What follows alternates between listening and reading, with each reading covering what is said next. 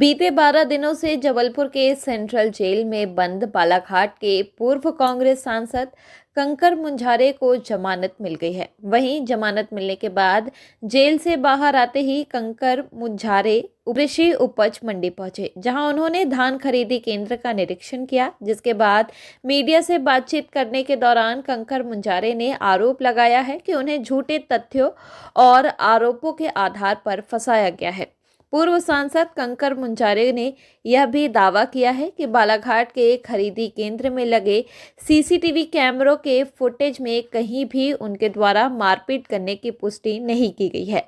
उन्होंने आगे कहा कि धान खरीदी में महाकौशल समेत पूरे प्रदेश में एक बड़ा सिंडिकेट और माफिया सक्रिय है। उन्होंने सरकार से इस घोटाले की जांच के लिए एसआईटी गठित करने की मांग की है। साथ ही चेतावनी दी है कि अगर सरकार ने उचित कार्रवाई नहीं की तो वे बड़े आंदोलन की शुरुआत करेंगे और अदालत का भी सहारा लेंगे। बहुत बड़े पैमाने पर गड़बड़ी है। यहाँ धान खरीदी हो रही है सरकारी समितियों के द्वारा, सहकारी समिति हर जगह पे किसानों को लूट रहे हैं और ये पूरा मध्य प्रदेश में है। जहाँ जहाँ धान खरीदी हो रही है, जौलपुर है, बालाघाट, सिवनी, नरसिंहपुर, कटनी, आपका सतना, छतरपुर, पन्ना, दमोह, टीकमगढ़, मंडला, ये सब जगह बहुत बड़े पैमाने पे किसानों को लूटा जा रहा है। देखिए कि एक बोरी जो होती है जिसमें 40 किलो की धान उनको वजन करनी है और खाली बोरी को मिलाकर 40 किलो 500 ग्राम, एक वो ले रहे हैं 41 किलो, 42 किलो।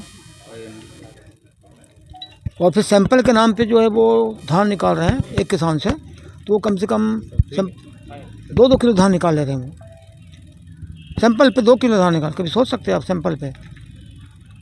तो ऐसे वो लूट कर रहे हैं किसानों की। अभी जौलपुर ज़िले में और बालाघाट ज़िले में जो हमने निकाले आंकड़े अपने, बालाघाट ज़िले में कम से कम उन्होंने 7 करोड़ की धान किसानों की चोरी कर ली है, तौल से इधर उधर करके। और इलेक्ट्रॉनिक कांटे जो उनको जहाँ पे उन्होंने सेट कर रखा है, तो वो कांटा क्या है, वो कम ज़्यादा कर देता है, वो सेट करा। और सभी कांटों को सेट नहीं किया उन्होंने, कुछ कांटों को सेट कर दिया जिसमें उनको हेरा फेरी करना है। और इसमें मुख्यमंत्री निवास जो है वो भी इसमें शामिल है। इतनी बड़ी लूट में अकेले तो सोसाइटी वाले नहीं कर सकते हैं। और ये सहकारी समिति है और ये सिर्फ धान खरीदने के एजेंट है सरकार की। इसके कर्मचारी भी सरकारी नहीं कहलाते हैं, क्योंकि पेमेंट उनको समिति करती है, गवर्नमेंट से पेमेंट नहीं उनका। गवर्नमेंट उनको सिर्फ कमीशन देती है, उनकी धान खरीद के जितना देंगे उस पर वो कमीशन देती है। बालाघाट में क्या मसला? तो बालाघाट में जो मसला हुआ था, देखिए कि ये जो नौजवान है, युवा है, इसके पिताजी ने एक किसान हैं, इन्होंने 57 क्विंटल धान बेचने लाई मोहगांव धपेरा समिति में। और वहाँ पे जब तौल किया तो उसमें से 3 कुंटल धान उन्होंने गायब कर दिया। 54 कुंटल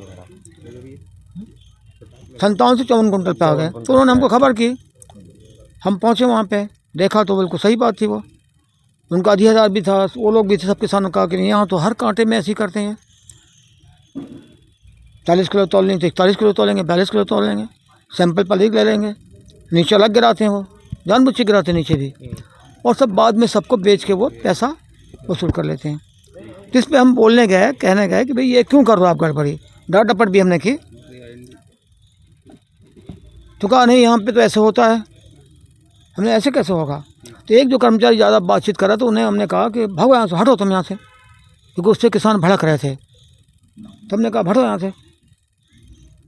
अब वो भगा दिया उसको। वहाँ कोई मारपीट नहीं हुई है, किसी ने मारा पीटा नहीं है। और सीसीटीवी जो कैमरे लगे वहाँ पर, उसके फुटेज है, वो किसी को मारते नहीं दिखा जा रहा है।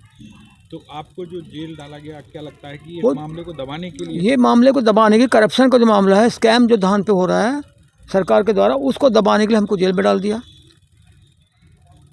सरकारी काम में हस्तक्षेप किया, अपने बाधा पहुँचाई, सरकारी कर्मचारी को मारपीट की है। 1 घंटा पहले एक कर्मचारी को सस्पेंड कर दिया और 1 घंटे पहले 2 कर्मचारियों को दूसरी समिति में, वहाँ से मुश्किल से 3-4 किलोमीटर होगी, कुम्हारी में, कलेक्टर को बुलाया, हमने कलेक्टर ने वहाँ सस्पेंड किया हुआ है वही गलती पर। अब वही गलती हमने यहाँ पकड़ी। कोई जांच की मांग करेंगे क्या सरकार? देखिए, हम जांच की मांग करेंगे, इस मामले में पढ़ेंगे। और जो मध्य प्रदेश में जो धान की जो स्कैम हो रही, जो घपले हो रहे हैं, उस पर मांग करेंगे कि इस पर जो है एसआईटी गठित करके जांच कराए। ये सीबीआई जांच कराए, और जांच अगर वो नहीं कराती सरकार तो हम इसको लेकर हाई कोर्ट में जाएंगे, सुप्रीम कोर्ट में जाएंगे इसको लेकर, और प्रदेश स्तर का इस पर आंदोलन करेंगे हम, बड़ा आंदोलन।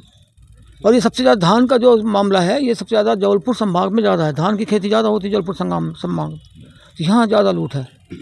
तो जेल से निकलने के बाद आज सुबह आपने निरीक्षण किया? हाँ, आज मैं गया था जबलपुर, निकलते से मैं तैयार हुआ, पहले वहाँ जबलपुर मंडी में गया, कृषि उपज मंडी में, वहाँ देखा हमने, और फिर मुझे सिहुरा की भी खबर मिली कि बहुत बड़े पैमाने कपड़ा सिहुरा पाटन में हो रहा है। और मेरा कल जो जमानत हुआ है, परसों जमानत हुई, मैं करीब 12 दिन तो जेल में रहा हूँ। मेरे साथी थे सैदलाल पटेल, ये किसान का पुत्र है, प्रवीण नगपुर है, एक है आपका दीपेश नाम का लड़का, राधेश्याम रंगीरा। तो हम लोग कल शाम को रिहा हुए, जिसमें हमारी बड़ा आंदोलन होगा, बड़ा आंदोलन बालाघाट में बड़ा आंदोलन होगा, और पूरे प्रदेश में हम प्रदेश स्तर का आंदोलन करेंगे इस पर हम।